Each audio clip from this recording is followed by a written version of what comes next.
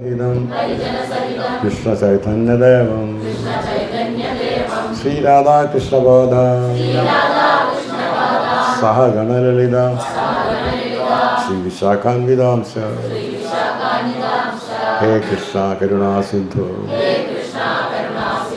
दीनबंधु जगत्पदे गोपेशा गोपिका कांत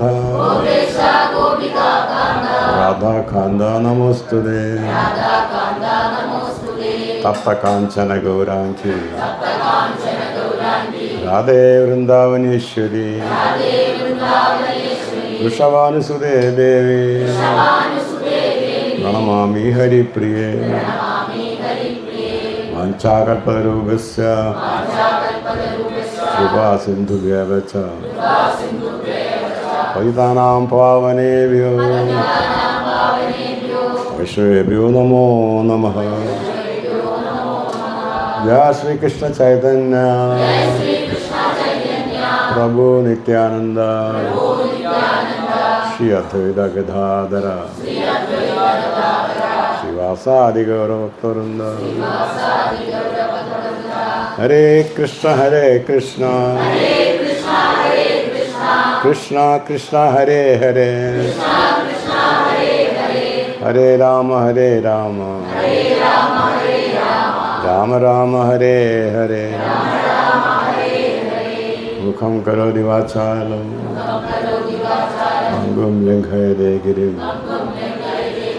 यत्कृपात्तमहं वन्दे परमानन्दमाधवं श्रीचैतन्येश्वरं श्रीगुरुं भवतारिणम्।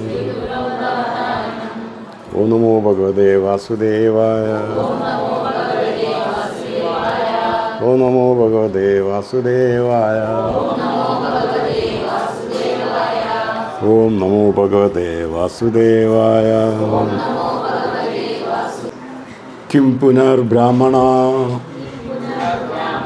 पुण्य भक्त राजर्षयस्तदा किं पुनर्ब्राह्मणा पुण्य भक्ता राजर्षयस्तदा अनित्यम् असुखं लोक अनित्यमसुखं लोकम् अनित्यमसुखं लोकम् अनित्यमसुखं लोकम् इमं प्राप्य भजस्व माम् इमं प्राप्य भजस्व माम्। किं पुनर्ब्राह्मणा पुण्य भक्ता राजर्षयस्तदा अनित्यमसुखं लोकम् इमं प्राप्य भजस्व माम्। किं पुनर्ब्राह्मणा पुण्या भक्ता राजर्षयस्तदा अनित्यमसुखं लोकम् इमं प्राप्य भजस्व माम्।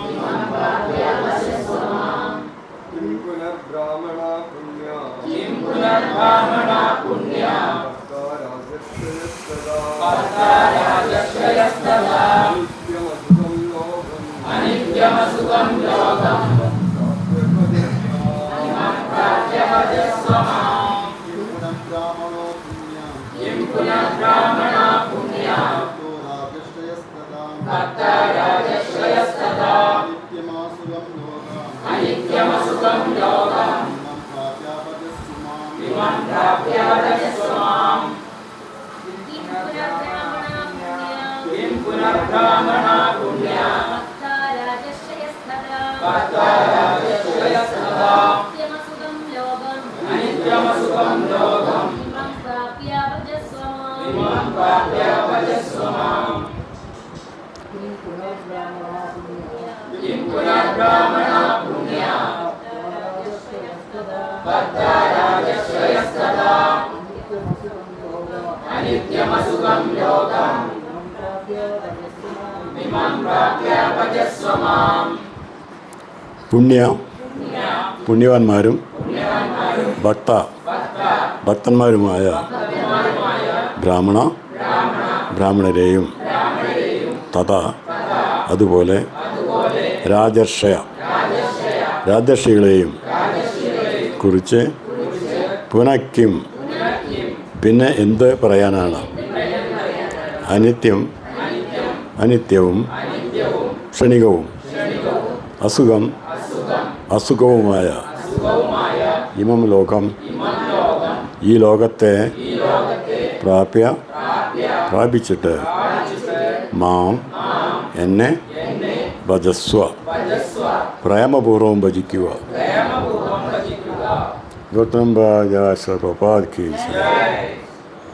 അപ്പോൾ പുണ്യാത്മാക്കളായ ബ്രാഹ്മണരുടെയും ഭക്തരായ രാജർഷികളുടെയും കഥ പറയാനുണ്ടോ? അനിത്യവും ദുഃഖപൂർണവുമായ ഈ ലോകത്തിൽ പിറന്നവർ എൻ്റെ പ്രേമഭക്തി സേവന നിരതരാകുന്നു.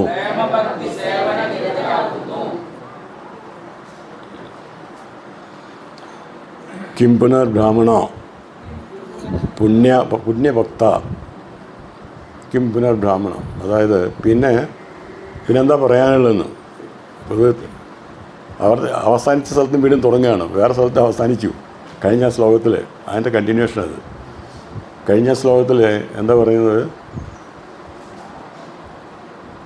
മാംബി പാർത്ത വ്യഭാസത്യ യബിസ്യു പാപയോനയ ശ്രീയോ വാശ്യ സദാ ശൂദ്ര ദേവി ആന്തി പരാങ്കതി. അതായത് ഇതിൻ്റെ മുന്നേ പറയാണ്, അതായത് ആരൊക്കെ എൻ്റെ അടുത്തേക്ക് വരുന്നു എന്നെ ഭജിക്കുകയാണെങ്കിൽ എന്നുള്ളതാണ്. എല്ലാവരും പാപയോനഹ ശ്രീയോ വശ്യ സദാ ശൂദ്ര ദേബിസ്യു പാപയോനഹ. അതായത് സ്ത്രീകളോ വശ്യന്മാരോ ശൂദ്രന്മാരോ ആയാലും പാപയോനികളായാലും ആണ് കഴിഞ്ഞ ദിവസം പറഞ്ഞിരുന്നത്. പാപയോനികളായാലും എന്നെ ഭജിച്ചു കഴിഞ്ഞാൽ അവരൊക്കെ പരമമായിട്ടുള്ള ഗതിയിലേക്ക് എത്തുന്നു. ഇത് ഒരു 2 ആഴ്ച മുന്നേ സോഷ്യൽ മീഡിയയിൽ കളിച്ചിരുന്ന ഒരു ശ്ലോകമാണത്. ഞാനത് കേട്ടു. എന്നിട്ട് അതിൽ പറഞ്ഞ് കിം പുനർ ബ്രാഹ്മണ, ഇവിടെ പറയുന്നത് എന്താ? കിം പുനർ ബ്രാഹ്മണ. അവിടെ എന്താ പറയുന്നത്? ശരിക്ക് സ്ത്രീയോ വൈശ്യ സദാ ശൂദ്ര. സ്ത്രീകളോ വൈശ്യന്മാരോ ശൂദ്രന്മാരോ ഈവൻ പാപയോനി ആയിട്ടുള്ള, എന്നുവെച്ചാൽ പാപയോനി എന്ന് ഉദ്ദേശിക്കുന്നത് ചണ്ടാളന്മാരെയാണ്. ചണ്ടാളന്മാരെന്ന് വെച്ച് കഴിഞ്ഞാൽ പട്ടിമാംസം കഴിക്കുന്ന ആൾക്കാരെന്നർത്ഥം. മനസ്സിലായില്ലേ? അവരായാൽ പോലും, അതായത് വളരെ വളരെ താഴ്ന്ന കുലത്തിലുള്ള ആൾക്കാർ ആയാൽ പോലും എന്നെ ഭജിക്കുകയാണെങ്കിൽ പ്രാപ്യമാകും. എന്താണ് പ്രാപ്യമാകുന്നത്? കൃഷ്ണനെ പരംപദം കിട്ടും എന്നർത്ഥം. ഇവർ സോഷ്യൽ മീഡിയയിലെ ആൾക്കാർ എന്ത് എന്നറിയോ? ഇതിൽ സ്ത്രീകളെ പാപഹികളായിട്ട് പറഞ്ഞു അതിൽ പറയും സ്ത്രീയോ വശ്യസ്തദാ ശൂദ്ര, സ്ത്രീകളായാലും വശ്യന്മാരായാലും ശൂദ്രന്മാരും. പിന്നെ പാപയോന ആയിട്ടുള്ള ആൾക്കാർക്കും നടത്തും. അതാണ് പറഞ്ഞിരിക്കുന്നത്. സ്ത്രീകളെ എങ്ങനെ കൃഷ്ണൻ വളരെ ഡൗനായിട്ട് പറയും. കൃഷ്ണൻ്റെ പേര് തന്നെ രാധ എന്നുള്ള പേരാണ് കേൾക്കുന്നത്. രാധാകൃഷ്ണൻ കേൾക്കില്ലായിരുന്നു. രാധ കൂടാതെ കൃഷ്ണനില്ല. പക്ഷെ ഇവിടെ നോക്കൂ, അറിയാത്ത ആൾക്കാർ ശരിക്കും വീണ്ടും അജ്ഞതയിലേക്ക് വിടുന്ന ഗ്രൂപ്പാണ് നമ്മളെ പഠിപ്പിക്കുന്ന ആൾക്കാർ, നമുക്ക് വിവരം തരുന്ന ആൾക്കാർ, നമുക്ക് ന്യൂസുകൾ തരുന്ന ആൾക്കാർ. മനസ്സിലായി? ഞാൻ കേട്ടാ, നേരിട്ട് കേട്ടു. എനിക്ക് വല്ലാത്ത പ്രായം തോന്നി കേട്ടിട്ട്. അപ്പം അങ്ങനെയാണ്. ഞാൻ ആരെന്ന് പറയുന്നില്ല, ആരെന്നും പറയുന്നില്ല. നോക്കൂ, ഇതാണ് കഴിഞ്ഞ ശ്ലോകത്തിൽ വളരെ കറക്റ്റായിട്ട് പറയുന്നത്. ഇതാണ് അവർ കോട്ട് ചെയ്തത്. മാം ഹി പാർത്ഥവഭാശ്രിത്യ ഏബിസ്യു പാപയോനയ ശ്രീയോ വൈശ്യസ്തദാ ശൂദ്ര സേബിയാന്തി പരാങ്കതി. അതാണ് വളരെ ക്ലിയറാണ്. മാം ഹി, തീർച്ചയായിട്ടും മാം എന്നെ നടത്തും. മാം ഹി പാർത്ഥ അർജുന, തീർച്ചയായിട്ടും എന്നെ ആശ്രിത്യ, എന്നെ ആശ്രയിക്കുന്ന ആൾക്കാർ എന്താവും? യാന്തി പരാങ്കതിയും, പരമമായിട്ടുള്ള ഗതിയിലേക്ക് വരുന്നു. പിന്നെ അതിൽ പറയാണ് ഏ ബിസ്യു പാപയോനഃ. ലഭിച്ചു പാപയോന, അതായത് പാപയോനികളായുള്ള ആൾക്കാർ പോലും, മനസ്സിലല്ലേ, പാപയോനിയിൽ ജനിച്ച ആൾക്കാർ പോലും നടത്തും. അവർ പോലും രണ്ടാളന്മാർ പോലും എൻ്റെ അടുത്തേക്ക് എന്നെ ഭജിക്കാണെങ്കിൽ വരുന്നു എന്ന്. സ്ത്രീയോ വശ്യസ്തദാ ശൂദ്രസ്തേപിയാന്തിപ്പര. എല്ലാവരും സ്ത്രീകളായാലും ശരി, വൈശ്യന്മാരായാലും ശരി, ശൂദ്രന്മാരായാലും ശരി, ആരായാലും ശരി. സത്യത്തിൽ ഇപ്പോഴെല്ലാം ശൂദ്രന്മാരാണ്. സത്യത്തിൽ കലിയുഗത്തിലെല്ലാം ശൂദ്ര സംഭവം എന്നാണ് വേദങ്ങൾ പറയുന്നത്. അപ്പോൾ അത് അവർക്ക് വരാൻ വളരെ ഈസിയാണെന്നാണ് ഇത് പറയുന്നത്. അത് തിരിച്ച് വളച്ചൊടിച്ചിട്ട് എന്ത് പറയുന്നു, മനസ്സിലായില്ലേ, സ്ത്രീകൾ അങ്ങനെ ഒരു പ്രത്യേക പൊസിഷനിൽ കൊണ്ടുവന്നു. പക്ഷേ ഇതിൽ കൃഷ്ണനായിട്ടുള്ള കണക്ട് ചെയ്ത് നോക്കുമ്പോൾ എല്ലാം നോക്കും. അതുപോലെ തന്നെ എല്ലാ ദേവന്മാരെയും അങ്ങനെയാണ് അറിയുന്നത്, ഭാര്യമാരുടെ പേരിലാണ് അറിയുന്നത്. ഇപ്പോൾ ഉമ അല്ലേ, ശിവൻ്റെ ഉമാശങ്കർ, ലക്ഷ്മിനാരായണൻ, രാധാകൃഷ്ണൻ. അപ്പോൾ ഇവർക്ക് ഒന്നും അറിയാത്ത ആൾക്കാരാണ് ഈ പറയുന്നത്. ഇതിനെപ്പറ്റി ഒന്നും അവർക്ക് അറിയില്ല. പക്ഷേ അല്പം അറിയുന്ന ആൾക്കാരും കൂടി കൺഫ്യൂഷൻ ആവുന്നു. അങ്ങനെ ഉണ്ടാവുന്നു. അതിൽ പറയാനുണ്ട്, എങ്ങനെയാണ് രാജ, അങ്ങനെയാണ് പ്രജ എന്ന് പറയും.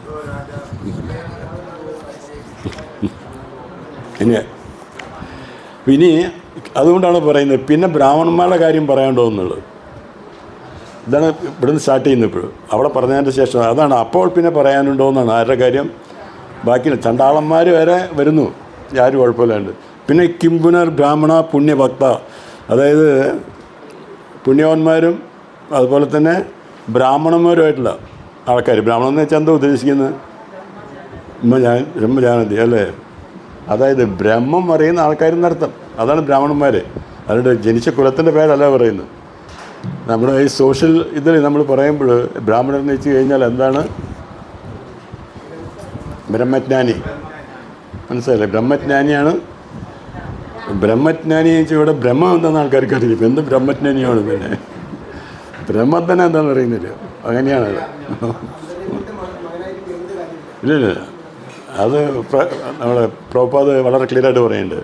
ഒരു സുപ്രീം കോടതിയുടെ ജഡ്ജിയുടെ മകനായി ജനിച്ചതുകൊണ്ട് അയാൾ ഒരിക്കലും ജഡ്ജിയല്ല. ആ കുടുംബത്തിൽ ഒന്ന് മാത്രമേ ഉള്ളൂ. അദ്ദേഹത്തിന് ആ ക്വാളിഫിക്കേഷൻ വരണം, മനസ്സിലായില്ലേ. ജഡ്ജി ആണെന്നുണ്ടെങ്കിൽ സുപ്രീം കോടതി ജഡ്ജിയുടെ ക്വാളിഫിക്കേഷൻ വരണം, പ്രൊമോഷൻ വരണം അവിടെ. അപ്പോൾ അയാൾ ജഡ്ജിയെന്ന് പറയും. അല്ലാണ്ട് സുപ്രീം കോടതിയുടെ ജഡ്ജിയുടെ മകനായതുകൊണ്ട് അയാൾ ജഡ്ജിയാവും. അതുതന്നെയാണ് സ്ഥിതി. വളരെ ക്ലിയറായിട്ടാണ് പറയുന്നത്, വളരെ ക്ലിയറായിട്ട് പറയുന്നു. അപ്പോൾ അതുകൊണ്ട് ക്വാളിഫൈഡ് ആണെങ്കിൽ അവരാണ്. ഇപ്പോൾ കൃഷ്ണ കോൺഷ്യസ് എന്ന് വെച്ച് കഴിഞ്ഞാൽ ഇസ്കോൺ നമ്മൾ ചെയ്ത അതുണ്ടല്ലോ, അതിൽ ഓൾറെഡി കൃഷ്ണഭക്തന്മാരാകുമ്പോൾ ഓൾറെഡി ബ്രാഹ്മണന്മാരാണ് അവർ, മനസ്സിലായില്ലേ. ബ്രാഹ്മണിക്കൽ ഇത് കഴിഞ്ഞിട്ടാണ് പിന്നെ എന്ത് വരുന്നത്? ഭക്തന്മാരാവുന്നത്. ശരിക്കും കൃഷ്ണഭക്തന്മാർ അവിടെ പൊസിഷനിലേക്ക് എത്തുമ്പോൾ ഒരു ബ്രാഹ്മണത്വം കഴിഞ്ഞു നിർത്തും. എന്നാലേ കൃഷ്ണനെ ഭജിക്കാൻ പറ്റുള്ളൂ, കൃഷ്ണനെ അറിയാൻ കഴിയുള്ളൂ. അങ്ങനെയാണത് ശരിക്കും. അപ്പോൾ അതുകൊണ്ട് അതിൽ മുക്തി, ആൾക്കാർ പറയല്ലേ മുക്തിക്ക് വേണ്ടിയിട്ട്. കൃഷ്ണഭക്തന്മാർക്ക് മുക്തി ഓൾറെഡി വന്നു കഴിഞ്ഞു. അങ്ങനെയാണ് ഭക്തന്മാരായിട്ടുണ്ടെങ്കിൽ അവർക്ക് ഓൾറെഡി മുക്തി കിട്ടിക്കഴിഞ്ഞു. അതായത് ലിബറേറ്ററാണ് അവർ. ലിബറേഷൻ എന്ന് വെച്ച് കഴിഞ്ഞാൽ എന്താ ഉദ്ദേശിക്കുന്നത്? മുക്തി, മോക്ഷം. അതായത് ഈ ഭൗതിക ലോകത്തിൽ കാണുന്ന ഒന്നിനും എനിക്ക് ആവശ്യമില്ല, ഒന്നും എൻ്റെ അല്ല. ഇതെല്ലാം എനിക്ക് എന്ത് തരുന്നതാണ്? അസുഖം തരുന്നതാണ് നിർത്തം. അസുഖം അനിത്യം ആണ്. വളരെ ക്ലിയറായിട്ട് പറയുന്നതിൽ ഇതൊക്കെ എന്താ നമുക്ക് തരുന്നത്? ഇവിടെ നമ്മൾ കാണുന്ന എന്തും ആണ് അതിൻ്റെ ഉദ്ദേശിക്കുന്നത് അല്ലേ. എന്തൊക്കെ നമ്മൾ കാണുന്നു അതൊക്കെ എന്താണ്? അനിത്യമാണ്, അസുഖമാണ്, മനസ്സിലല്ലേ. അപ്പോൾ അങ്ങനെ വരുമ്പോൾ പിന്നെ എന്താ നിത്യം? ഭക്തിഹൃദയാസം കൃഷ്ണ കോൺഷ്യസ് ആണ് നിത്യം. അപ്പോൾ ആ കൃഷ്ണ കോൺഷ്യസിലേക്ക് എത്തിയിട്ടുണ്ടെങ്കിൽ അത് ഓൾറെഡി ആരാണ്? ബ്രാഹ്മണന്മാരാണ്. കിം പുനർബ്രാഹ്മണ പുണ്യഭക്ത, പുണ്യഭക്തന്മാരായിട്ടുള്ള ബ്രാഹ്മണന്മാരുടെ കാര്യം പറയുന്നത്. ഭക്തന്മാരായിട്ടുള്ള ബ്രാഹ്മണർ, ഭക്തന്മാരല്ലാത്ത ധാരാളം ബ്രാഹ്മണരുണ്ട്. ബ്രാഹ്മണനാണ് പക്ഷേ ഭക്തരല്ല. മേൽശാന്തി അത് കൃഷ്ണ ഭജിക്കുന്നുണ്ടെങ്കിൽ ഈ സത്യം അറിയാമെന്നുണ്ടെങ്കിൽ തീർച്ചയായിട്ടും ഭക്തനാണ്, മനസ്സിലായില്ലേ. അതേ സമയത്ത് പൊതുവെ ആൾക്കാർ ഒരു പ്രത്യേക പൊസിഷനിൽ മാത്രം നിൽക്കുന്നുള്ളൂ. അതിൽ ഈവൻ സന്യാസിയായിട്ടും കാര്യമില്ല. ഇതിൽ പറയുന്നുണ്ട് ശരിക്ക് യോഗസ്യ തപസ്സൈവ ന്യാസ്യ യോഗം പല യോഗത്തിൻ്റെ ടോപ്പായിരിക്കാം, തപസ് ഉണ്ടായിരിക്കാം, അതുപോലെ ന്യാസം സന്യാസം ഉണ്ടായിരിക്കാം. അവർ ഗതോ അമല വളരെ പുണ്യമായിട്ടുള്ള സ്ഥലങ്ങളിലേക്ക് അവർ പോകുന്നു. ഏതാ പുണ്യമായിട്ടുള്ള സ്ഥലങ്ങൾ പറയുന്നത്? അത് മഹർലോകം, ജനലോകം, തപോലോകം, സത്യലോകം പോലെയുള്ള അങ്ങനെയുള്ള സ്ഥലങ്ങളിലേക്ക് അവർ പോകുന്നു. അവർ യോഗികളും തപസ് ചെയ്യുന്ന ആൾക്കാരും സന്യാസം എടുക്കുന്ന ആൾക്കാരും. സന്യാസി കൃഷ്ണഭക്തനാണെങ്കിൽ ഭഗവാനടുത്തേക്ക് പോകുന്നു. അതാണ് കാര്യം. സന്യാസി ആയതുകൊണ്ട് കാര്യമില്ല. സന്യാസിയും സെലിബ്രേഷനാണ് ശരിക്കും. സന്യാസി എന്ന് വെച്ച് കഴിഞ്ഞാൽ അവർ എല്ലാം ത്യജിച്ചു കഴിഞ്ഞു. ഇവിടുത്തെ എല്ലാം ത്യജിക്കാനൊന്നുമില്ല. കാരണം അത് ആരുടെ അല്ല നമ്മളെന്തെങ്കിലും വേണ്ടാന്ന് വയ്ക്കുന്നത് നമ്മുടെ ആകുമ്പോഴാണല്ലോ. നമ്മുടെ അല്ല അത്. പിന്നെ നമ്മൾ വേണ്ടാന്ന് വയ്ക്കുന്ന അർത്ഥമൊന്നുമില്ല അതിൽ. ഇതെല്ലാം ഇപ്പോൾ നമ്മൾ അതിനും പ്രോപ്പർ നല്ലൊരു എക്സാമ്പിൾ വരുന്നുണ്ട്. ഇപ്പോൾ അമേരിക്കൻ ബാങ്കിൻ്റെ മുന്നിൽ കൂടെ നമ്മൾ നടക്കുമ്പോൾ നമ്മൾ പറയുന്നത് ഈ പൈസയൊന്നും എനിക്ക് വേണ്ട, ഇതിൻ്റെ ഉള്ള ഈ ബാങ്ക് പറയുന്നത് ഞാൻ ത്യജിച്ചു നോക്കി. എന്താ കാര്യമുള്ളത്? അമേരിക്കൻ ബാങ്കിൻ്റെ പൈസയാണ് നിങ്ങൾ ത്യജിക്കുന്ന കാര്യം. ഇതെല്ലാം ഈശാവാസം സർവം, ഇതെല്ലാം ഭഗവാന്റെയാണ്. നിങ്ങളെന്താ ത്യജിക്കുന്നത്? നിങ്ങളുടെ ബോഡി വരെ ഭഗവാന്റെയാണ് അല്ലേ? ശരീരം വരെ ആരുടെയാണ്? ശരീരം വരെ ഈ ബോഡി വരെ നമുക്ക് എന്നുള്ള ഭഗവാനാണ്. നമ്മുടെ എല്ലാ ശരിക്കും ഒരു പ്രത്യേക സമയം വരെയാണ് ഇതിൽ നമുക്ക് വാടകയ്ക്ക് വന്നിരിക്കുക. അപ്പോൾ വാടകയുടെ സമയം കഴിഞ്ഞാൽ നമ്മുടെ എഗ്രിമെൻറ്റ് കഴിഞ്ഞാൽ പുറത്തിറങ്ങാൻ പറയും. ആണ് ശരി. എത്തുന്നില്ല അല്ലേ? കരിവ്. ഹരേ കൃഷ്ണ. അത് പോയി തോന്നുന്നു. സൗണ്ട് കൂട്ടും.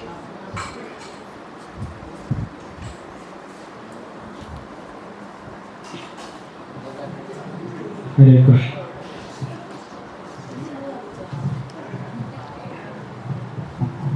ഹരേ കൃഷ്ണ. ഹരേ കൃഷ്ണ. അപ്പോൾ എങ്ങനെ ഈ ബോഡി ശരീരം വരെ നമുക്ക് വാടകയ്ക്ക് കിട്ടിയിരിക്കുകയാണ്. മനസ്സിലായില്ലേ? വാടക ഷീറ്റിന് സമയം കഴിഞ്ഞ് കഴിഞ്ഞാൽ ഇഷ്ടമുണ്ടെങ്കിൽ റിന്യൂ ചെയ്യാം, അല്ലെങ്കിൽ റിന്യൂ ചെയ്യാതിരിക്കാം. അതൊക്കെ ലാൻഡ് ലോഡിൻ്റെ ഇഷ്ടമാണ്. മനസ്സിലായില്ലേ? ലാൻഡ് ലോഡ് വിചാരിക്കുകയാണ് വേണ്ട, പുറത്തേക്ക് ഇറങ്ങാൻ പറഞ്ഞു കഴിഞ്ഞാൽ ആ സമയത്ത് നമുക്ക് ഇറങ്ങണം. അതിനാണ് നമ്മൾ പറയുന്നത് മരണം. കാരണം ഈ ശരീരത്തിൽ ഇനി ഇരിക്കേണ്ട, പുറത്തേക്ക് കിടക്കാൻ, അത് മരണം എന്ന് പറയുന്നു. അപ്പം നമ്മൾ എന്തെങ്കിലും ത്യജിക്കുന്നു നമുക്ക് തോന്നുന്നുണ്ടെങ്കിൽ അതും ശരിയല്ല എന്നർത്ഥം. നമ്മളത് ഞാനത് ഉപേക്ഷിച്ചു, അല്ലെങ്കിൽ ഞാനിത് ഉപേക്ഷിച്ചു, ഞാനെല്ലാം ഉപേക്ഷിച്ചു. മനസ്സിലായില്ലേ? എല്ലാം ഉപേക്ഷിച്ചു. നിങ്ങളെ ഉപേക്ഷിക്കാൻ നിങ്ങൾക്ക് എന്താ ഉള്ളത്? ഒരു പ്രത്യേക സമയം വരെ നിങ്ങളിൽ തന്നിരിക്കില്ലേ ഭഗവാൻ? അത് അല്ലേ നിങ്ങൾക്ക് ഉപയോഗിക്കാനായിട്ട് തന്നിരിക്കുന്നു. അത് നിങ്ങൾ വളരെ കറക്റ്റായിട്ട് ബാങ്കിൽ പ്രഭുപാദനെ പറയുന്ന വേറെ എക്സാമ്പിളാണ്. അതായത് ബാങ്കിലെ കേഷ്യർ, ആ കേഷ്യർക്ക് വളരെയധികം റെസ്പോൺസിബിലിറ്റി ഉണ്ട്. വലിയ എമൗണ്ട് വരും. പക്ഷേ അതെല്ലാം കറക്റ്റായിട്ട് എണ്ണി എന്താക്കണം? സേഫിൽ കൊണ്ട് വെച്ച് അടുത്ത ദിവസം അവിടെ അയാളുടെ ചീഫിന് കൊടുക്കണം ഡീറ്റെയിൽസായിട്ട്. ഇത്രയും കാര്യങ്ങൾ വെച്ചിട്ടുണ്ടെന്ന് പറഞ്ഞിട്ട് കേഷ്യർ ചീഫ് കേഷ്യർക്ക് കൊടുക്കുന്നു. അപ്പോൾ അത് എണ്ണുന്ന സമയത്ത് നമുക്ക് തോന്നുകയാണ് നമ്മുടെയാണെന്ന് തോന്നിക്കഴിഞ്ഞാൽ എന്താ അർത്ഥം? അതിൻ്റെ പൈസ ഞാനല്ലേ ഇതിൻ്റെ റെസ്പോൺസിബിലിറ്റി, ഞാനല്ലേ നോക്കുന്നത്, ഞാനല്ലേ കൗണ്ട് ചെയ്യുന്നു.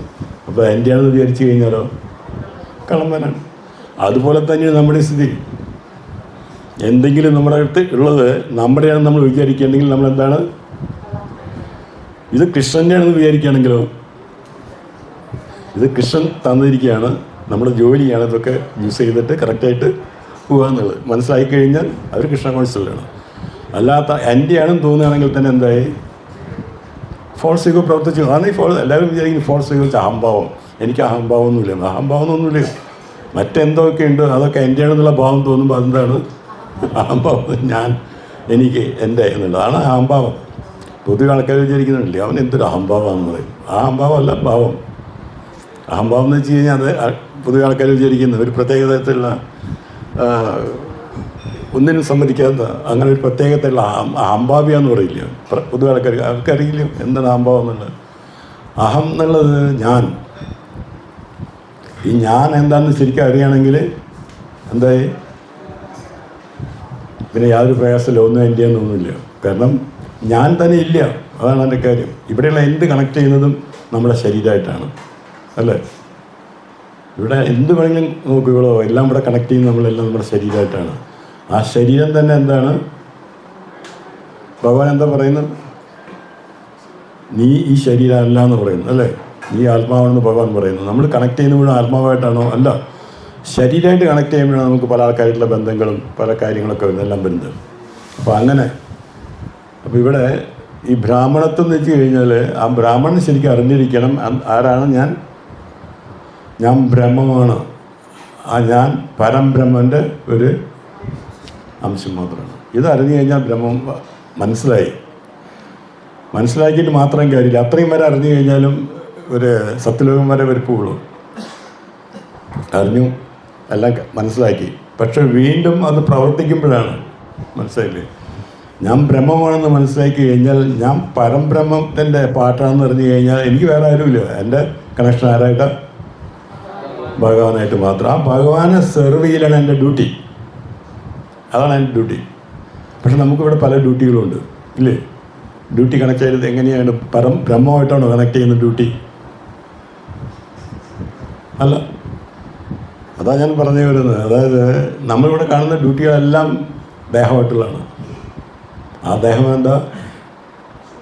ഒന്നുമില്ല. നമുക്ക് ദേഹാപത്യ കളത്രാദിഷു ആത്മസൈന്യേഷു അസസ്വേ പശ്യനവീന പശ്യതി. ദേഹം, ആപത്ത്, കളത്രം. ആപത്തി വെച്ചാൽ ദേഹം, ആപത്തി, നമ്മുടെ മക്കൾ, കളത്ര, ഭാര്യ.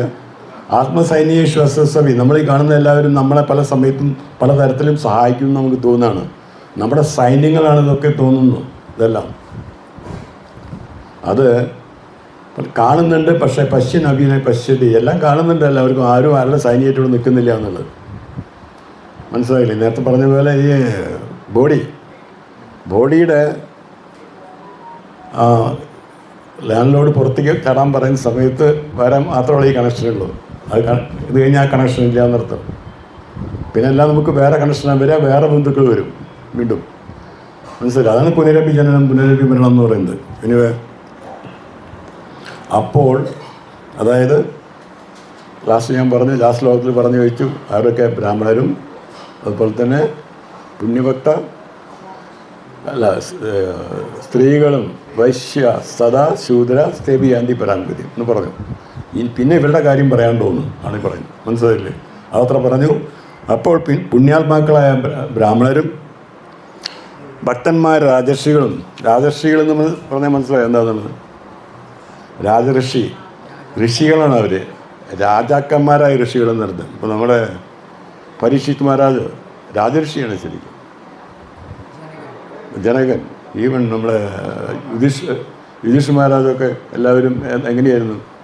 ഋഷി തുല്യന്മാരാണ് അവർ ഭയങ്കര കൃഷ്ണഭക്തന്മാരാണ്. അതിനേക്കാൾ വലിയ ഋഷിമാരില്ല. കൃഷ്ണഭക്തന്മാരെ കഴിഞ്ഞാൽ അതാണ് ഏറ്റവും വലിയ ടോട്ടൽ. ആ ഋഷി അങ്ങനെയുള്ള അത് ഭക്തന്മാരാണെന്നർത്ഥം. പല ആൾക്കാരും ഭഗവാനെ കാണുന്നത് പല തരത്തിലാണ്. അതിൽ പറയുന്നുണ്ട് പല തരത്തിൽ നമുക്ക് ഭഗവാനെ കാണുന്നു. പല ആൾക്കാരും ഭഗവാനെ ശത്രുവായിട്ട് കാണുന്നു. ഇപ്പം ഞാൻ നേരത്തെ പറഞ്ഞ ആ ഗ്രൂപ്പ് എന്ന് വെച്ചാൽ ഭഗവാനെ ശത്രുവായിട്ട് കാണുന്ന ആൾക്കാരാണ്. മനസ്സിലായില്ല? മിത്രങ്ങളായിട്ട് കാണുന്നു. അത് ചില ആൾക്കാർ ഫ്രണ്ട്സായിട്ട് കാണുന്നു. ഫ്രണ്ട്സായിട്ട് ഇപ്പോൾ ഉദ്ധവ് നോക്കും. അതുപോലെ തന്നെ അർജുനൻ വളരെ ക്ലോസ് സുഹൃത്തായിട്ട് കാണുന്നു അല്ലേ? അങ്ങനെയാണ് കാണുന്നത്. സപ്തഋഷിക്ക് 7 ഋഷികൾ നടത്തും. 7 ഋഷികൾ. രാജർഷി വെച്ചാൽ രാജാക്കന്മാരായിട്ടുള്ള ഋഷികൾ നടത്തും.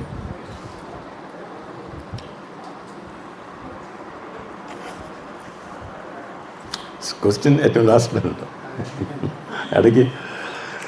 ഓക്കെ, പിന്നെ ബാക്കിയുള്ള ആൾക്കാരുടെ കഥ പറയാനുള്ളത്. അനിത്യവും ദുഃഖപൂർണവുമായ ഈ ലോകത്തിൽ പിറന്നവർ എൻ്റെ പ്രേമഭക്തി സേവ നിരതരാകുന്നു. അപ്പോൾ ഈ ലോകത്തിനെ പറ്റി എന്താ പറയുന്നത് ഇവിടെ കൃഷ്ണൻ? അനിത്യവും ദുഃഖപൂർണവും, അനിത്യവും അസുഖം ലോകം. അപ്പോൾ നമ്മുടെ അസുഖം എന്താ? ശരിയായിട്ടുള്ള അസുഖം നമ്മുടെ എന്താ? നമ്മുടെ വലിയ അസുഖം എന്ന് വെച്ചാൽ ഈ അസുഖമുള്ള ലോകത്തിൽ ജനിച്ചാണ് നമ്മുടെ അസുഖം. ഇവിടെ നമ്മൾ ജനിച്ചു എന്നാണ് നമ്മുടെ അസുഖം. പ്രഭുപാദ് ഓരോന്നിനും ഓരോ എക്സാമ്പിൾ പറയും. ഇത് ഒരു പ്ലെയിനിൽ കയറിയിട്ട് നമുക്ക് എവിടെയെങ്കിലും ഇറങ്ങാൻ പറഞ്ഞാൽ ഇറങ്ങാൻ പറ്റില്ല. പറ്റുമോ? കയറുന്നതിന് മുന്നേ നമ്മൾ ചിന്തിക്കണം ഏത് ഫ്ലൈറ്റിൽ കയറണം, എവിടേക്ക് പോകണം എന്നുള്ളതൊക്കെ. അത് ഫസ്റ്റ് ക്ലാസ് ടിക്കറ്റ് വേണോ, സെക്കൻഡ് ക്ലാസ് വേണോ, എക്കണോമി വേണോ എന്നൊക്കെ വേണമെന്നുള്ള കയറുന്നതിന് മുന്നെയാണ്. അതുപോലെ ഈ ശരീരത്തിൽ വരുന്നതിന് മുന്നേ നമ്മൾ ചിന്തിക്കണമായിരുന്നു നമുക്ക് എങ്ങനെ ശരീരം വേണമെന്നുള്ളത്. മനസ്സിലായില്ലേ? അപ്പോൾ അടുത്ത ശരീരം നമുക്ക് എങ്ങനെ വേണമെന്നുള്ളത് നമ്മൾ എങ്ങനെ ചിന്തിക്കണം? ഇപ്പോഴേ ചിന്തിക്കണം. ഇപ്പോഴേ ചിന്തിച്ചിട്ട് വേണം നമ്മൾ എങ്ങനെ പ്രവർത്തിക്കാൻ. ആ പ്രവർത്തനം അനുസരിച്ചാണ് നമുക്ക് അടുത്ത ശരീരം കിട്ടുക. അപ്പോൾ അത് പറയും കയറി നിന്നിട്ട് പിന്നെ പറഞ്ഞിട്ട് കാര്യമില്ല. ഡെസ്റ്റിനേഷൻ അവിടുത്തെ ചെന്ന് ഇറങ്ങി തന്നെ പറ്റുള്ളൂ. അപ്പോൾ നമുക്ക് ഈ ശരീരം കിട്ടി, നമുക്കിവിടെ എത്രയായാലും മരിച്ചേ പറ്റുള്ളൂ, അല്ലേ? നമുക്ക് ഈ സ്ഥലം കിട്ടി. ഈ സ്ഥലം നമ്മൾ സെലക്ട് ചെയ്യുന്ന എന്ത് സ്ഥലമാണ്? അനിത്യം അസുഖം ലോകം ആണ്. ഈ ലോകം, ഈ കാണുന്ന ലോകങ്ങൾ മുഴുവൻ ആ ബ്രഹ്മഭുവനാലോക പുനരാവർത്തിനോർജന എന്നുള്ളതാണ്. Hare Krishna. Wish you all the best. Hare Krishna. അങ്ങനെ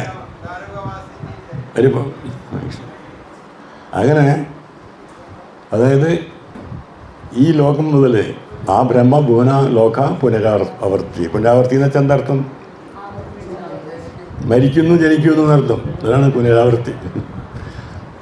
മരിക്കുന്നു ജനിക്കുന്നു, മരിക്കുന്നു വീണ്ടും മരിക്കുന്നു, വീണ്ടും ജനിക്കുന്നു. അപ്പോൾ ആ ബ്രഹ്മഭുവന ലോക എവിടെ വരെയുള്ള? സത്യലോകം വരെയുള്ള ലോകങ്ങൾ എന്നർത്ഥം. അവിടെയുള്ളതൊക്കെ എന്താണ്? അനിത്യം അസുഖം ലോകം. ഇവിടെ വന്നിട്ടുള്ള ആൾക്കാർ ഇമം പ്രാപ്യ, ഇങ്ങനെയുള്ള ലോകത്തിൽ നമ്മൾ വന്നിരിക്കുകയാണ്, പ്രാപിച്ചിരിക്കുകയാണ്. ഇനി നമുക്ക് ഭജസ്വമാം, അവരുടെ ഡ്യൂട്ടി എന്താ? ശരിക്ക് ഭജിക്കുക.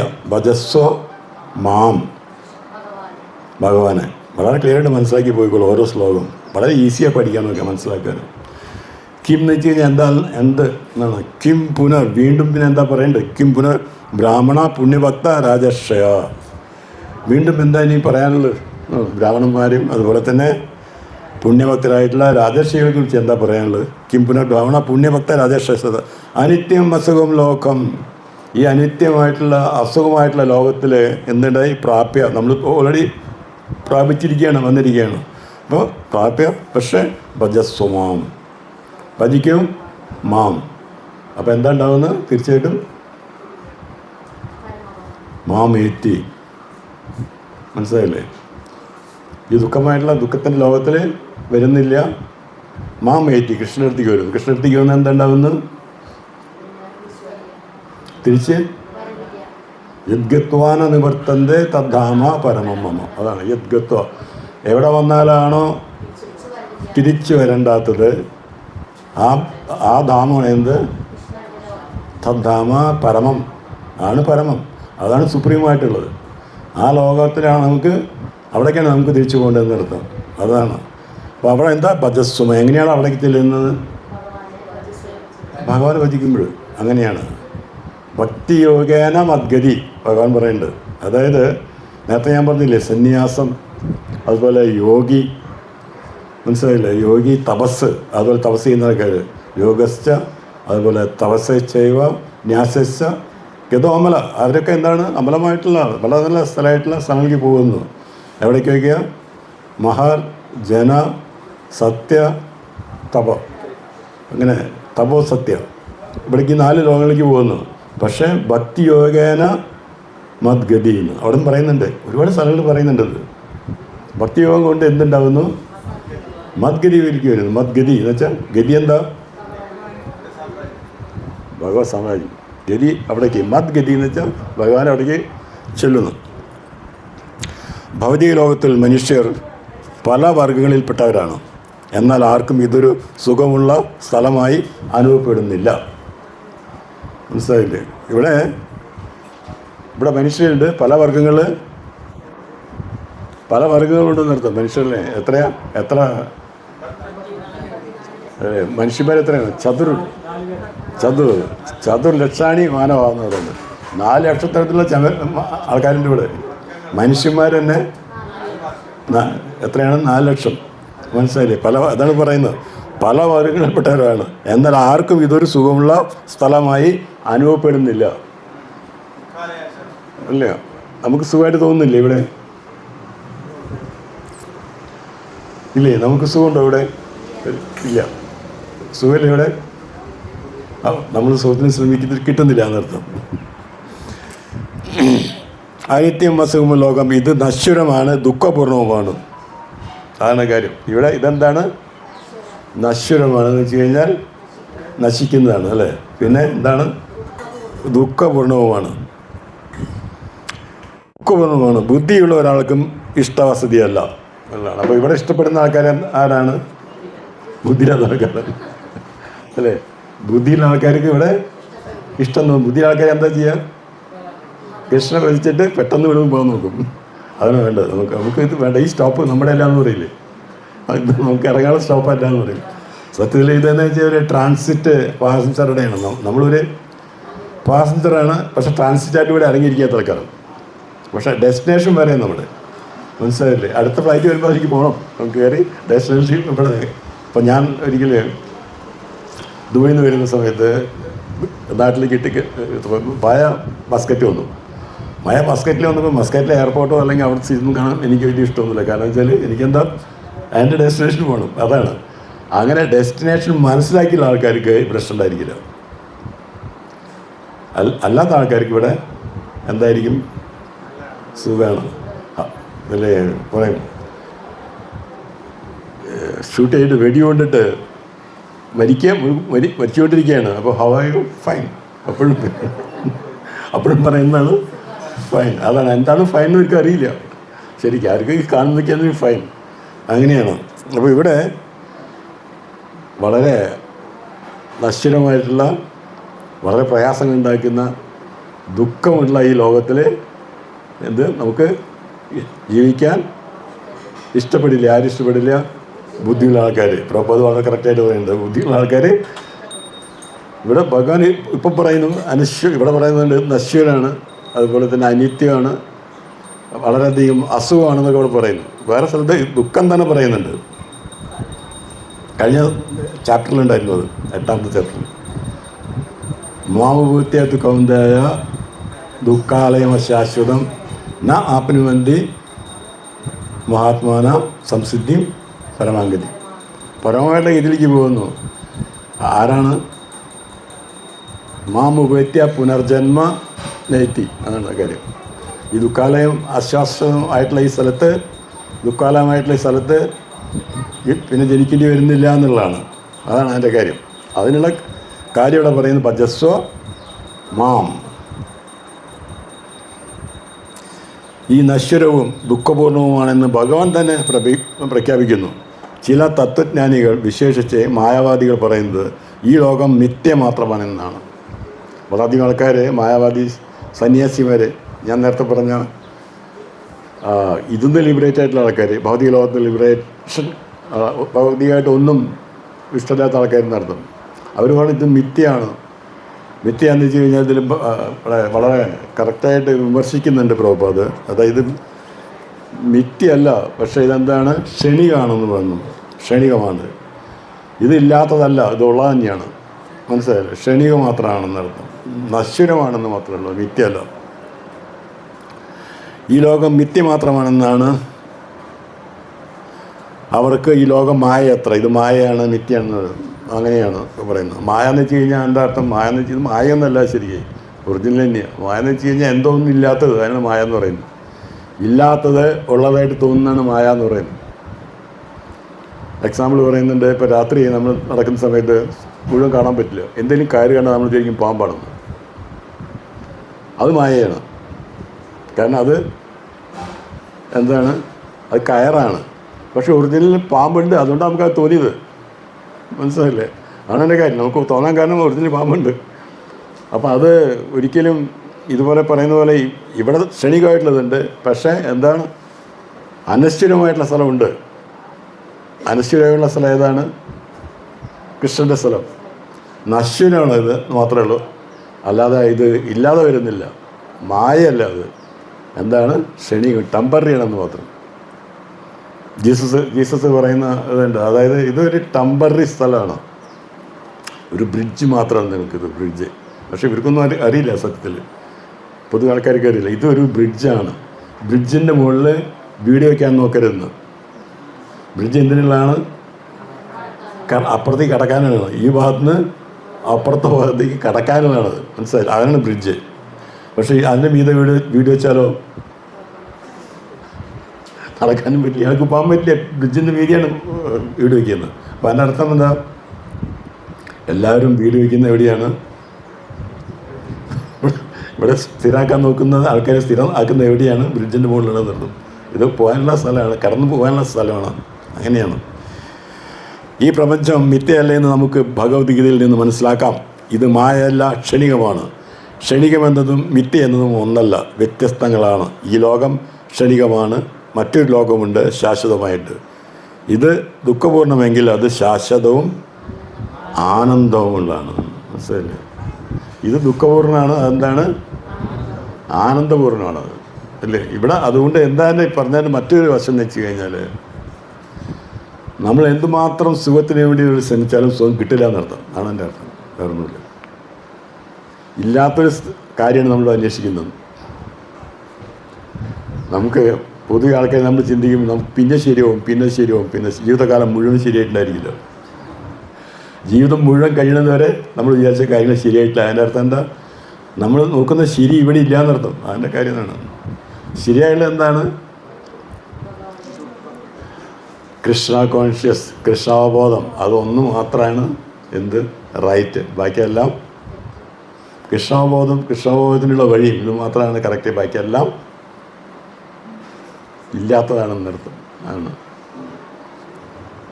യദ്യതാ മനസ്സാ വാച്ച ചക്ഷുർഭ്യാം, നിങ്ങൾ കാണുന്നതും അതുപോലെ തന്നെ കേൾക്കുന്നതും ഇതെല്ലാം ചെയ്യുന്നുണ്ടല്ലോ, ഇതൊക്കെ എന്താണ്? നശ്വരം ഗൃഹ്യമാണ്. ഇതൊക്കെ നശ്വരം അവസാനിക്കുന്നതാണ്. നമ്മൾ എന്തൊക്കെ കണ്ടുകൊണ്ടിരിക്കുന്നത് അതൊക്കെ എന്താണ്? അവസാനിക്കുന്നതാണ്. എല്ലാം എന്ത് നോക്കിയാലും കണ്ടോളൂ. നമ്മളിരിക്കുന്ന ഇത്ര ആൾക്കാരാണ് ഞാൻ കണ്ടുകൊണ്ടിരിക്കുന്നു. നമുക്കറിയാം എന്താ സംഭവിക്കുന്നത്. ഡിഫറെൻ്റ് ഡേറ്റിൽ പോയിക്കൊണ്ടിരിക്കും. അതാണ് അതിൽ ഭാഗത്ത് കോനർത്ത സുഖത്യാനം. ഇവിടെ സുഖത്തിന്നിട്ട് എന്താ അർത്ഥമുള്ളത് ഇല്ലാണ്. കോനർത്ത സുഖത്യാനം മൃത്യോവ അന്തിക. വളരെ തൊട്ടടുത്ത് നിങ്ങളുടെ മൃത്യു വന്ന് നിൽക്കുന്നുണ്ട്. ഇവിടെ എന്താ പിന്നെ സുഖം ഉള്ളത്? പദസേവാന തുഷ്ടിത. മരിക്കാൻ വേണ്ടി കാത്തിരിക്കുന്ന ആൾക്കാർക്ക് ഇവിടെ സന്തോഷിക്കാൻ പറ്റില്ല. അത് വളരെ കറക്റ്റായിട്ട് ഭാഗത്തും പറയുന്നത്. അതായത് മരിക്കാൻ വേണ്ടി കാത്തിരിക്കുകയാണ് എല്ലാവരും. അതിന് ആ സമയത്തിൻ്റെ ഇടയ്ക്ക് നമ്മൾ എന്ത് സന്തോഷം നോക്കുന്നത്? സന്തോഷത്തിൽ പ്രശ്നമിക്കുന്നില്ല. കാരണം ഇത് മൃത്യുലോകമാണ്. പക്ഷെ എന്നാലും മായ അത്ര സ്ട്രോങ് ആണ്, നമുക്കത് അക്സെപ്റ്റ് ചെയ്യാൻ പറ്റുന്നില്ല.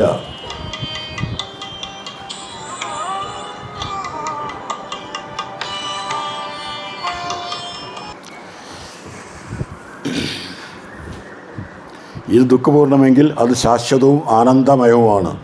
രാജർഷിമാരുടെ കുലത്തിലാണ് അർജുനൻ ജനിച്ചത്. അദ്ദേഹത്തോടും ഭഗവാൻ പറയുന്നു, ഭക്തിപൂർവ്വം എന്നെ സേവിക്കുക.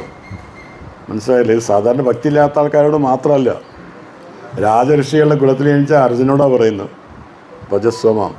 ഏതെങ്കിലും സമയത്ത് ഭജിച്ച് കഴിഞ്ഞിട്ട് പിന്നെ കുഴപ്പമില്ല എന്നല്ല, എന്നും നമ്മുടെ ഡ്യൂട്ടി അതാണ്. ശരിക്കും നമ്മളിപ്പോൾ ഈവൻ കൃഷ്ണലോകത്തിലെത്താൻ നമുക്ക് കഴിഞ്ഞാലും എന്താ സ്ഥിതി? അവിടെ ഇതന്നെ കണ്ടിന്യൂ ചെയ്യുന്നു. നമ്മൾ എന്താണ് ഇവിടെ ചെയ്യുന്നത് അതന്നെ അവിടെ കണ്ടിന്യൂ ആവുന്നത്. അതൊരിക്കലും സ്റ്റോപ്പ് ആവുന്നില്ല. അതാണ് എന്നും. ഇപ്പോൾ അർജുനോട് പറയുന്നത്, അർജുന ഓൾറെഡി രാജർഷി കുലത്തിൽ വന്നതാണ്, കൃഷ്ണൻ്റെ വളരെ ക്ലോസാണ് ഇല്ലേ? ഭക്തോസിമെ സഖാ ചെയ്തി രഹസ്യം ഏതോത്ത് എന്നല്ലേ പറയും. നീ എൻ്റെ ഭക്തനാണ്, നീ എൻ്റെ സഖാവാണ്, ഞാൻ രഹസ്യനോട് പറയുന്നു. മനസ്സിലായില്ലേ? ആ ആളോടും പറയുന്നത് ഭജസ്വമാന്ന് തന്നെ പറയുന്നു. ഓ നീയൊക്കെ ആയിക്കഴിഞ്ഞു, ഇനി വേണ്ടാന്നല്ല. പരീക്ഷയ്ക്ക് പഠിക്കുന്ന പോലെ പഠിച്ചു എല്ലാം കഴിഞ്ഞു, ഇനി നമുക്ക് പരീക്ഷ എഴുതിയാൽ മതി, ജയിച്ചു കഴിഞ്ഞു. അങ്ങനെയല്ല, ഇതെന്നും തന്നെ ചെയ്തുകൊണ്ടിരിക്കുന്നുണ്ട്. അങ്ങനെയാണ്. ഭക്തിപൂർവ്വം എന്നെ സേവിക്കുക, വേഗം സ്വധാമത്തിലേക്ക് എന്നിലേക്ക് തിരിച്ചു പോരൂ. വളരെ പെട്ടെന്ന് തന്നെ എൻ്റെ അടുത്തേക്ക് തിരിച്ചു വരുന്നു. ഇടയ്ക്ക് വരാൻ പറയുന്നു. ഹരേ കൃഷ്ണ. ഏവരും ശാശ്വതമായ ആനന്ദാഭൂതിക്ക് വേണ്ടി ഭഗവാന്റെ തിരുമാറിനോട് മമത പുലർത്തണം. ഭഗവാന്റെ തിരുമാറിനോട് മമത പുലർത്തണം എന്ന് വെച്ചാൽ എന്താർത്ഥം? ഭഗവാന്റെ ഡിവോട്ടിയാണെന്നർത്ഥം. എപ്പോഴും ഭഗവാനെ ഓർക്കണം, ഭഗവാനെ ഏത് സമയത്തും ഓർക്കണം എന്നുള്ളതാണ് ഉദ്ദേശിക്കുന്നത്. ഏത് വിഭാഗത്തിൽപ്പെട്ട മനുഷ്യർക്കും പ്രശ്നപരിഹാരത്തിനുതകുന്ന പ്രക്രിയ ഒന്നേ ഉള്ളൂ. എല്ലാ പ്രശ്നങ്ങൾക്കും ഒരേ ഒരു പരിഹാരമാണ്. എന്താണ്? എന്ത് അസുഖമായാലും ശരി, നിങ്ങൾക്ക് അസുഖമായാലും ശരി, പ്രയാസമായാലും ശരി, എന്ത് തന്നെയായാലും ശരി, എല്ലാ കാര്യങ്ങൾക്കും ഒറ്റ പരിഹാരമാണ്. എന്താണ്? പ്രക്രിയ. പരിഹാര പ്രശ്നത്തിനുള്ള ഒരേ ഒരു പ്രക്രിയ എന്താണ്? ഒന്നായുള്ളൂ. അതാണ് ഭഗവത് സേവനം. സേവനമാണ് ഉദ്ദേശിക്കുന്നത്, ഭഗവത് സേവനം. ഓക്കെ. കൃഷ്ണാബോധം ഉൾക്കൊണ്ട് ഓരോരുത്തരും സ്വജീവിതത്തെ പരിപൂർണതയിലേക്ക് എത്തിക്കണം. അപ്പോൾ പരിപൂർണതയിലേക്ക് എത്തുന്നത് എപ്പോഴാണ് നമ്മൾ പരിപൂർണതയിലേക്ക് എത്തുന്നത്? കൃഷ്ണാബോധം വന്നാൽ. അത് കൃഷ്ണൻ ഏത് സമയത്തും നമ്മൾ കൃഷ്ണൻ എൻ്റെയാണ്, ഞാൻ കൃഷ്ണൻ്റെയാണെന്നുള്ള ഒരു ഇതിലേക്ക് വന്നു കഴിഞ്ഞാൽ ഞാൻ കൃഷ്ണൻ്റെയാണ്, വേറെ ആരുടെ അല്ല എന്നുള്ളത് മനസ്സിലായില്ലേ? മറ്റതൊക്കെ എന്താണ്? നശ്വരമാണ്. മായല്ല, ഇല്ലാത്ത കൊള്ളാങ്ങളൊക്കെ നശ്വരമാണ്, അവസാനിക്കുന്നതാണ്. റിലേഷനെല്ലാം ഉണ്ട്, പക്ഷെ ആ റിലേഷനൊക്കെ പ്രത്യേക സമയത്തിൽ അവസാനിക്കുന്നു എന്നർത്ഥം ആണ് അതിൻ്റെ പറഞ്ഞതിനർത്ഥം.